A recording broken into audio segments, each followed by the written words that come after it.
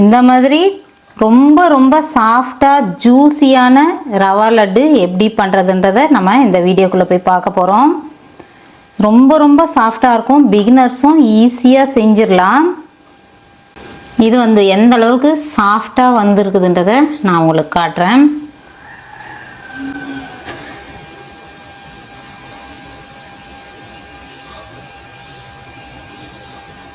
இந்த ரவா லட்டு எப்படி செய்யறதுன்றதை வாங்க ஃப்ரெண்ட்ஸ் வீடியோக்குள்ளே போய் பார்க்கலாம். இதில் வந்து ஒவ்வொரு ஸ்டெப்பாக நம்ம சொல்லியிருக்கிறோம், நிறைய டிப்ஸ் சொல்லியிருக்கிறோம். அது இல்லாமல் மெஷர்மெண்ட்டும் பக்காவாக கொடுத்துருக்குறேன். ரொம்ப ஜூஸியாக 10 நாள் ஆனாலும் கெடாமல் நல்ல சாஃப்டாகவே இருக்கும் இந்த லட்டு. ஹாய் ஃப்ரெண்ட்ஸ், இன்னைக்கு என்ன வீடியோ பார்க்க போகிறேன். இன்னைக்கு பார்த்தீங்கன்னா தீபாவளியோட ஸ்பெஷல் ஸ்வீட். ஆமாம், ஸ்பெஷல் ஸ்வீட் ஸ்பெஷல் தான், எங்களுக்கு ஸ்பெஷல் தான் ஃப்ரெண்ட்ஸ். ஒவ்வொரு தீபாவளிக்கு நம்ம பண்ணுறது தான் ஃப்ரெண்ட்ஸ். இன்றைக்கி வந்து சூப்பரான ஒரு ரெசிபியாக நம்ம பார்க்க போகிறோம். என்னன்னு பார்த்தீங்கன்னா ரவா லட்டு. என்னடா சூப்பரான ரெசிபின்னு ரவா லட்டுன்னு சொல்லாதீங்க. இந்த ரவா லட்டு வந்து நம்ம மெயினாக ரவா லட்டு எதுக்காக நம்ம தயங்குவாங்க ஒரு சிலர்னா, ரொம்ப ஹார்டாக வரும், அது இல்லாமல் சீக்கிரம் கெட்டு போயிடும், அந்த மாதிரி ப்ராப்ளம்லாம் இருக்கும். அதை தவிர்த்து நம்ம எப்படிலாம் பண்ண போகிறோம். ஒரு 10 நாள் வச்சுருந்தாலும் கெடாது, அது இல்லாமல் 10 நாளும் வந்து நீங்கள் வச்சிருக்கிற வரையும் நம்ம உடைச்சோம்னா சாஃப்டாகவே இருக்கும், நீங்கள் எத்தனை நாள் வச்சுருந்தாலும்.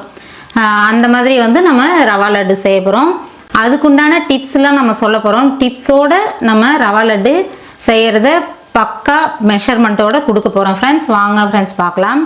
ரவா லட்டுக்குண்டான இன்க்ரீடியன்ட்ஸ் பார்த்துடலாம். மெஷர்மெண்ட்டோட 2 கப்பு வந்து ரவை எடுத்துருக்குறேன். நீங்கள் வறுத்த ரவை, வறுக்காம ரவை எதனாலும் எடுத்துக்கங்க. அதுக்கப்புறம் வந்து 1.5 கப் அளவு வந்து நான் சுகர் எடுத்துருக்குறேன். முந்திரி, ஏலக்காய் வந்து நல்லா பொடி பண்ணி வச்சுருக்கிறேன், திராட்சை, நெய், அவ்வளோதான் ஃப்ரெண்ட்ஸ் இதுக்கு தேவையானது. இப்போ வந்து அடுப்பு பற்ற வச்சாச்சு. ஃபஸ்ட்டு நம்ம முந்திரி, திராட்சை வறுத்துக்கலாம். அதுக்கு வந்து நான் நெய் யூஸ் பண்ணுறேன். 3 ஸ்பூன் அளவுக்கு வந்து நான் நெய் போட்டிருக்கிறேன். நம்ம முந்திரி திராட்சை வறுத்துட்டு நம்ம அதிலே ரவையும் வறுத்துக்குவோம். அதில் வந்து முதலே நான் தாராளமாக நெய் போட்டிருக்கிறேன். இப்போ வந்து முந்திரி இந்த மாதிரி பாதி பாதியாக உடச்சி சேர்த்துங்க, நல்லாயிருக்கும். நம்ம அது லட்டு பிடிக்கும் போது அந்த ஷேப் வந்து நல்லாயிருக்கும். அதில் வந்து பாதி பாதியாக உடச்சிருக்கிறேன். முந்திரி முதல்ல வறுத்துடலாம். கொஞ்சம் கலர் மாறும்போது திராட்சை போட்டோம்னா சரியாக இருக்கும். இப்போ வந்து லைட்டாக கலர் மாறுது, திராட்சையும் சேர்த்துட்றேன். நான் வந்து கருப்பு திராட்சை போட்டிருக்கிறேன், நீங்கள் நார்மலான திராட்சை கூட போட்டுக்கலாம். இது வந்து நல்ல ஒரு மாதிரி கலராக இந்த டாட் மாதிரி தெரியும் லட்டில், அதுக்காக நான் கருப்பு திராட்சை எடுத்துக்கிட்டேன். வந்து அந்த முந்திரி கலர் மாறவும் திராட்சை நல்லா அந்த புரிஞ்சு வரவும் கரெக்டாக இருக்கும். முந்திரி லைட்டாக கலர் மாறும்போது போட்டோம்னா சரியாக இருக்கும். இப்போ வந்து நல்லா கலர் மாறிடுச்சு. இப்போ ஒரு பிளேட்டுக்கு மாற்றிக்கிறேன். தட்டில் இதை எடுத்து வச்சிடலாம். இப்போ வந்து அதே நெய்யில் ரவையை சேர்த்துட்றேன்.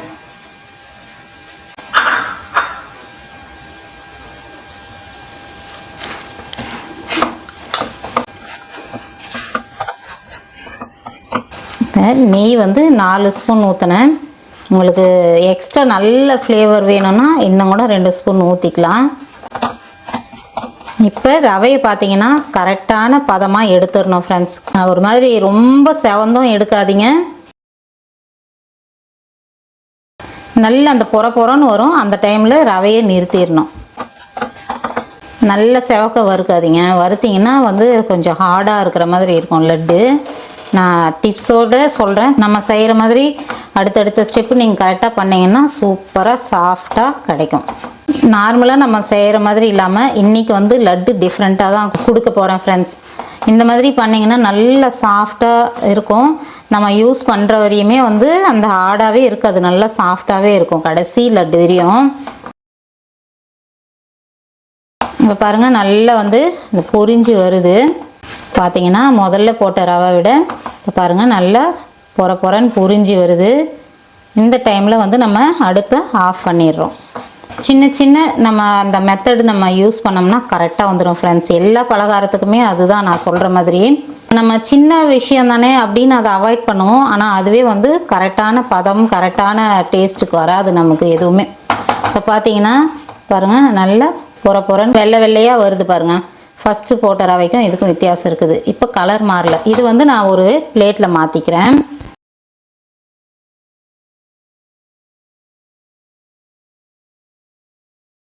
ரவை ஆறிட்டே இருக்கட்டும். இப்போ அடுத்த ஸ்டெப்புக்கு போகலாம்.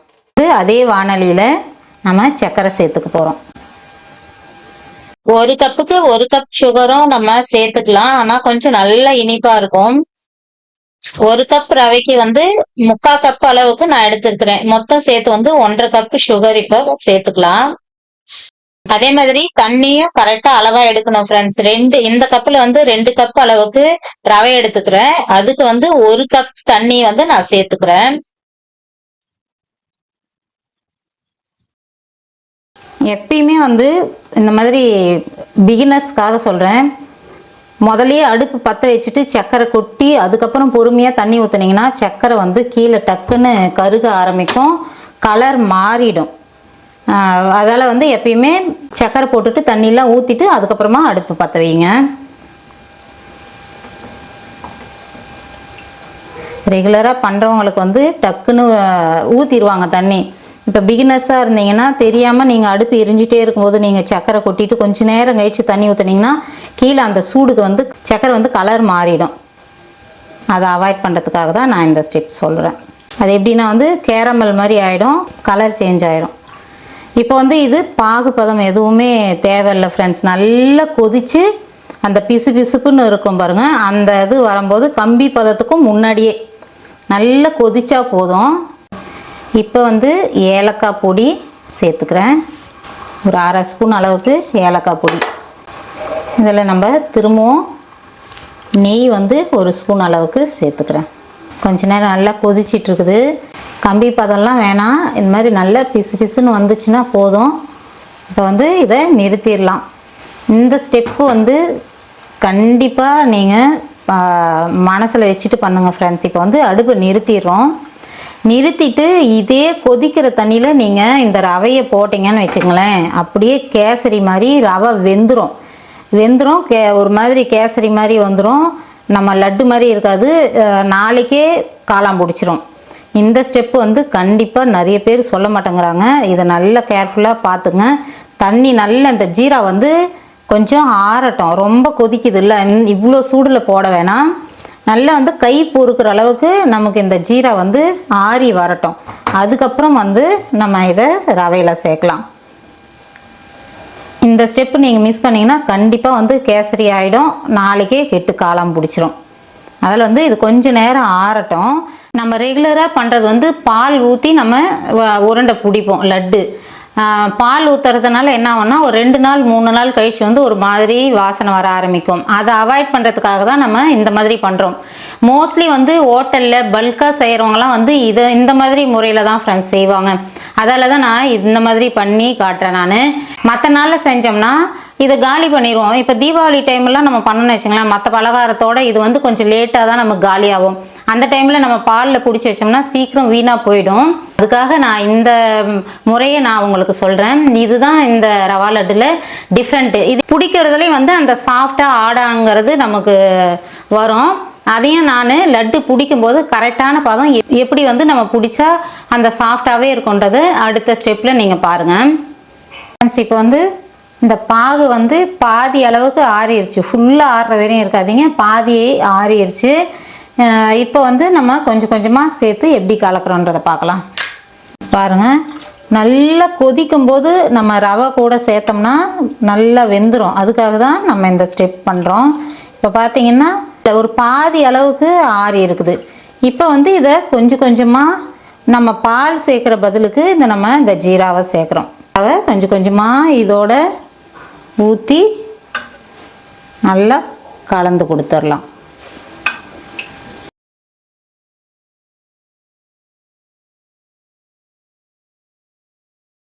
இந்த மாதிரி ஊற்றி நம்ம கலந்துடலாம்.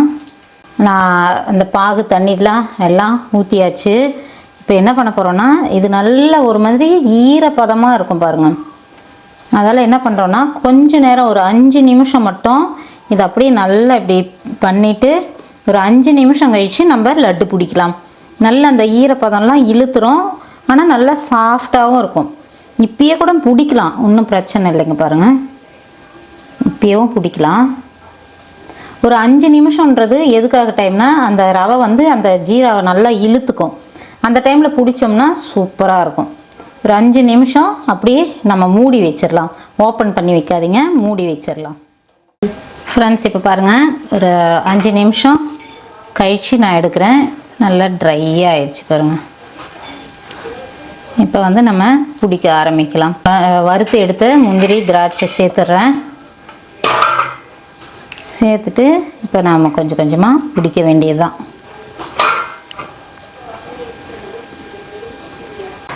நல்லா பிடிக்கும்போதே நல்லா சாஃப்டாக சூப்பராக இருக்குது பாருங்கள். இப்போ நம்ம ஒரு முந்திரி,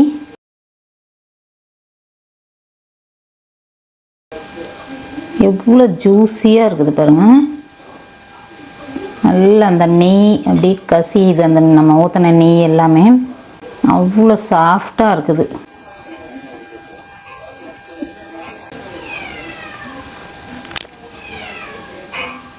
ஃப்ரெண்ட்ஸ் இப்போ பார்த்தீங்கன்னா எல்லா லட்டும் பிடிச்சாச்சு. இது வந்து எந்த அளவுக்கு சாஃப்டாக வந்திருக்குதுன்றதை நான் உங்களுக்கு காட்டுறேன்.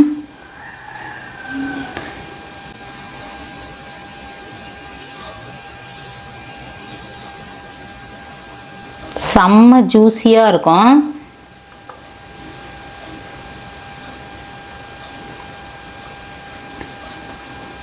இது வந்து 10 நாள் வச்சுருந்தாலும் கெடவே கெடாது ஃப்ரெண்ட்ஸ். அதுதான் இது, இந்த மெத்தடில் நம்ம பண்ணோம்னா ஒரு பெனிஃபிட்டு.